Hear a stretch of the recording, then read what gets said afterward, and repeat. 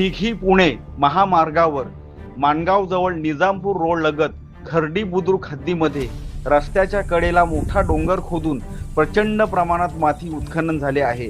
या माती उत्खननामुळे उत्खननाची माती पहिल्याच पावसात रस्त्यावर येणार असून मोठ्या प्रमाणात अपघाताची शक्यता आहे। या उत्खननामागे मोठा गौड बंगाल आहे असे ज्येष्ठ समाजसेवक राजाभाऊ रणपिसे यांनी सांगितले। सर्वस्वी जबाबदार याला सरकार आहे, रेवणी खातं जबाबदार आहे। कारण सातत्याने त्या ठिकाणी तुम्ही सांगता हा दिघी पुणा रस्ता आहे। शुक्रवार शनिवार रविवार पुण्यातून आम्हाला जवळपास 2000 गाड्या आमच्या रस्त्याने जातात। आम्ही शुक्रवार शनिवार आणि रविवार या रस्त्याने जाती नाही। बाजारात तर माणगावला प्रवासी करत नाही, कारण बाजारात काही एखादी वस्तू खरेदी करायची असते तर माणगावपर्यंत आम्ही पोहोचू शकत नाही।